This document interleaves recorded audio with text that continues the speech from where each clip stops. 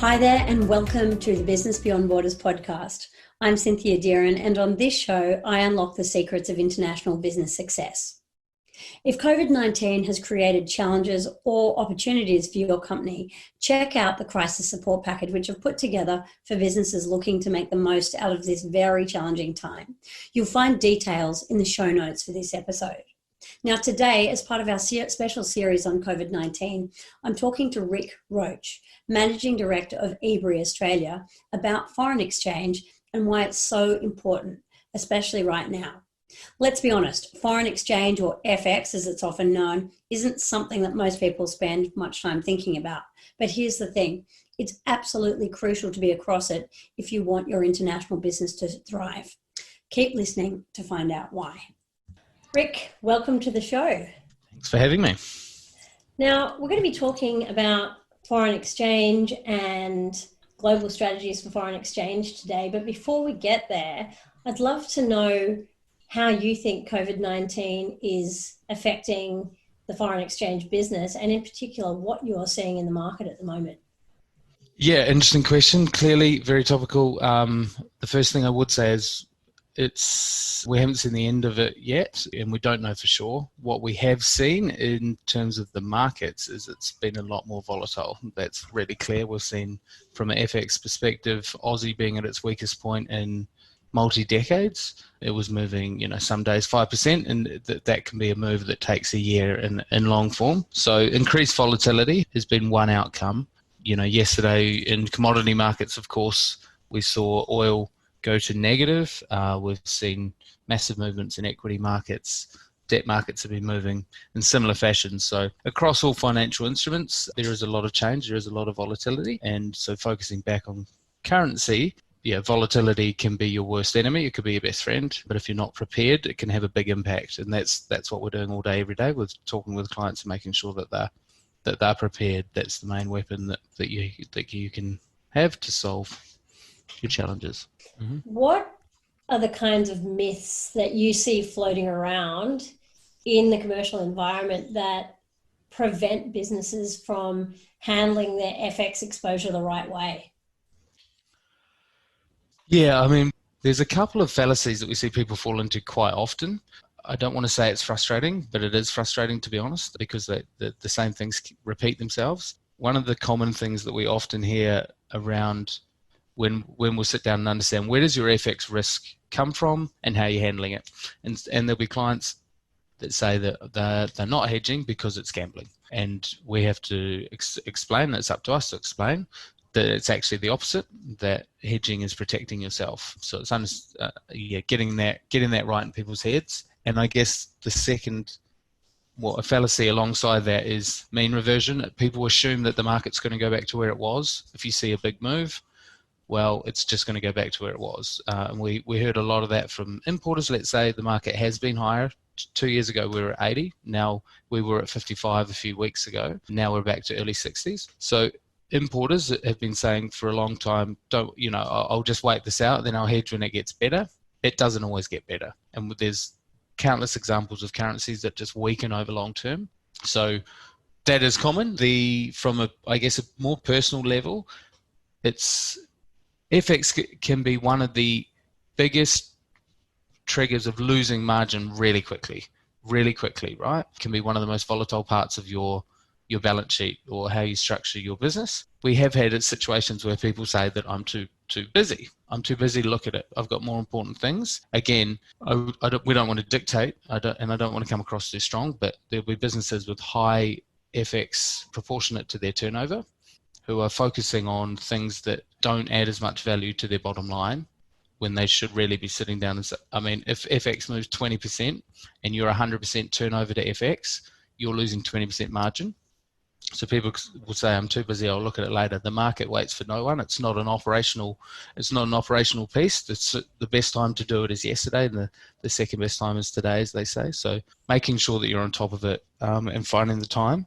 Everyone's busy, but it's just getting priorities straight, I guess would be an unkind way of putting it. And I guess on that, the other thing that we would see, unfortunately, is fear of failure. And often the people that are within the business who are set up who have been given the role of managing FX aren't equipped with all the tools and knowledge to do it. It's, again, quite niche. Not all businesses do FX, right? So it might be someone who's very competent, who's been working within a business that buys and sells domestically. Suddenly they've been given the FX portfolio. This is common.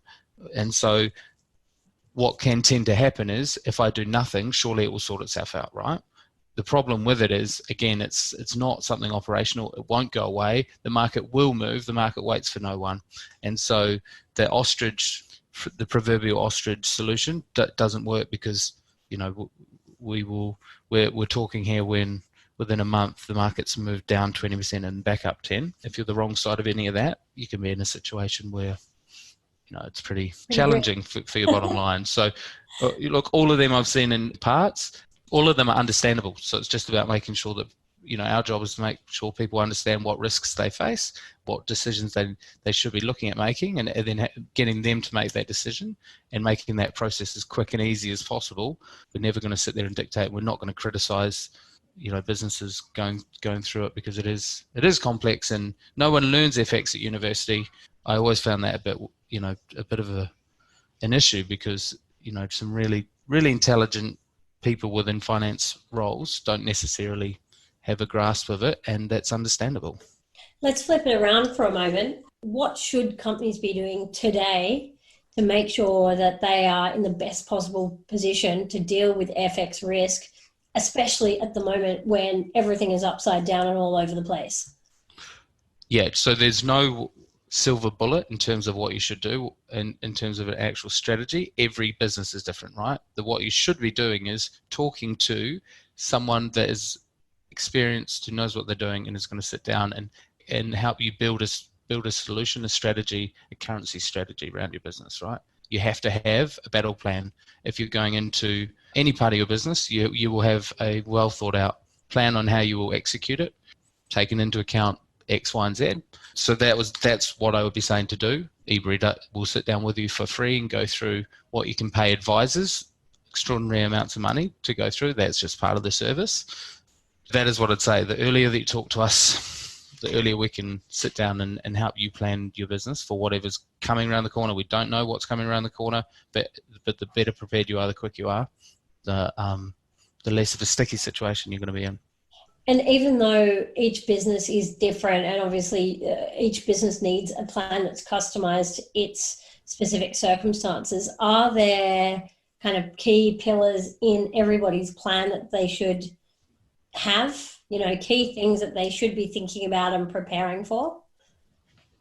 I mean, the first, yes, yeah. If we want to go into that detail, I guess what I would say, what I often say, and my guys get sick of me saying it, is, I think it was Abraham Lincoln that said, if you give me 6 hours to chop down a tree, I'll spend 4 hours sharpening my axe. I've already talked about it, but it's all about putting the energy into the preparation. The rest will look after it itself.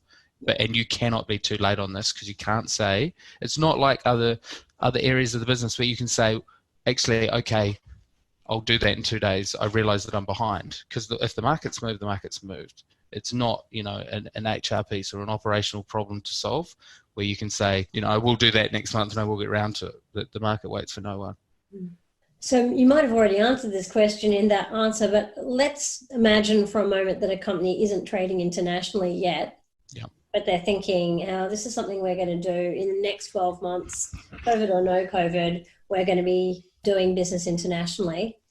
When's the right time for a company like that, a company with international aspirations, to start putting their FX plan in place?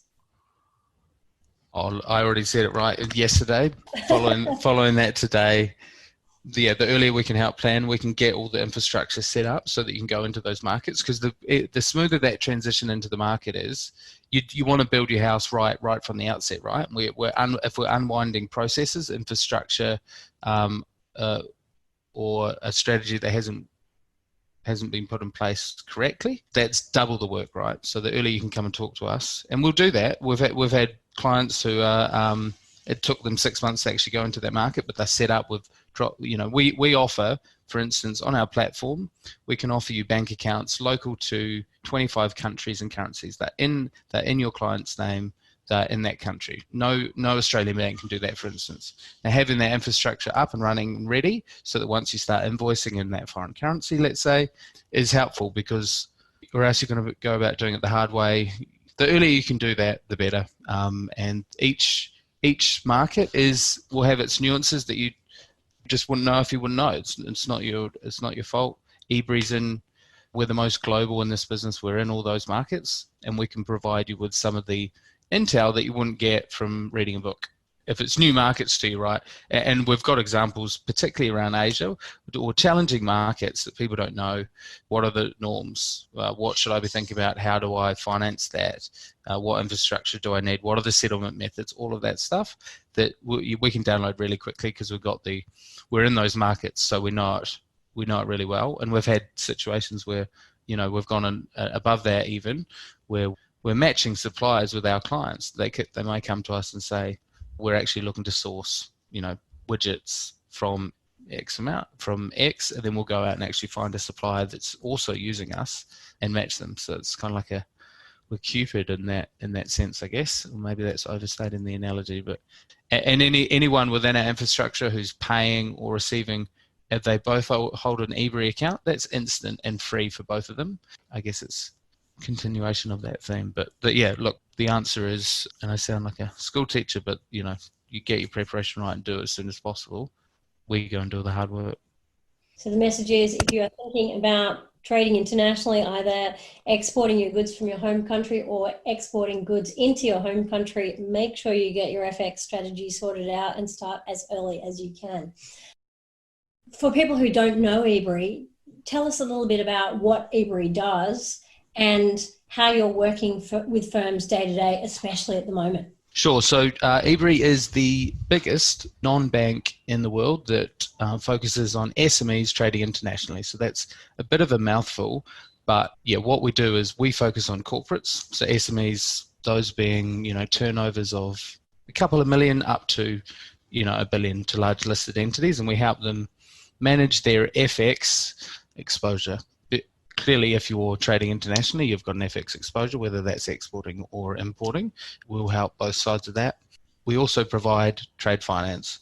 So that's a complementary product, and it all sits within I'm trading internationally. How do I fund adequately that trading cycle, and how do I protect myself and my margins? So what we're doing day to day is being your eyes and ears as a business, providing you with information to make good, real-time, up-to-date, coherent decisions on how to handle that risk. We have had clients in some sectors who their turnovers fall into, near zero or zero, in fact, for travel, for instance. And we've actually seen a big dichotomy. We've had some clients having their best month. It seems very binary, to be honest. There's not that many clients who seem to be BAU.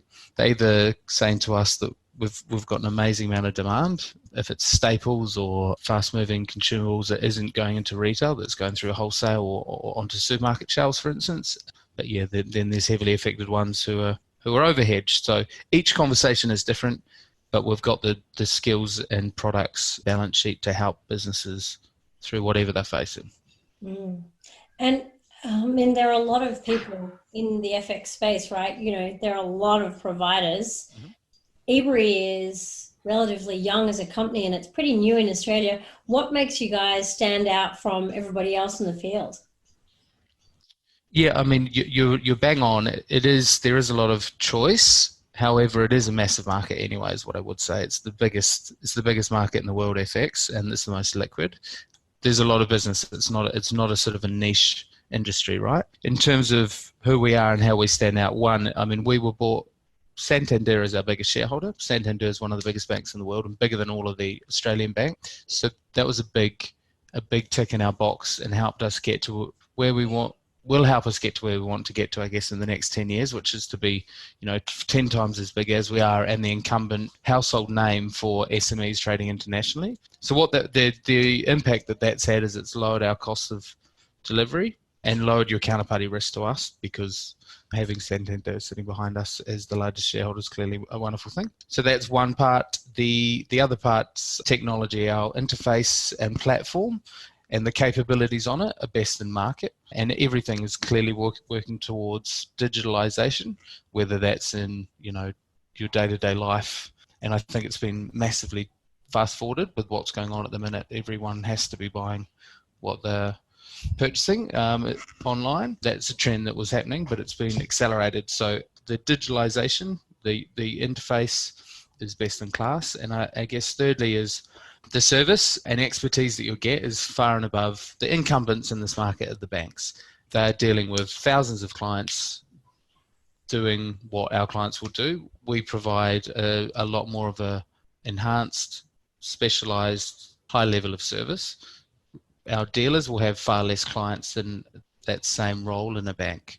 So we actually sit down with our clients, truly understand what they want to do the thinking for them to get the best outcomes. Whereas the banks really sit there as execution. You call them, they make it hard for you to do, and they don't price it accordingly. But yeah, I'd say that they're the three biggest. Let's just zero in on foreign exchange itself for a moment. Rick, it's been great to have you on the show. Before we wrap up, have you got any final thoughts for companies trading internationally at this crazy time? Oh, I've got a lot of thoughts. Where do I start? Where do I start? Look, no, nothing that springs to mind that we haven't already covered to death, to be honest. All right. Yeah. Rick, it's been great to have you on the show. Thanks for coming in and sharing a bit of FX wisdom with us. And for companies or founders or CFOs listening to this show who want to find out more about Ebury and how they can help you, you should visit Ebury, that's ebury.com. I'm Cynthia Dearin, and I look forward to seeing you on this show again very soon. Hi everyone, this is Maher again, and just a few things before you head off. Firstly, if you feel you have gained valuable insights from the show, make sure to subscribe to the podcast so you don't miss another episode.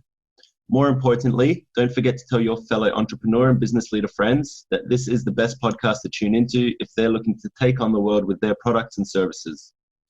Also, if you are loving the podcast, please take the time to rate and review, as it's one of the best ways for us to get loads of free value into the hands of other entrepreneurs. And lastly, make sure to visit dearinassociates.com.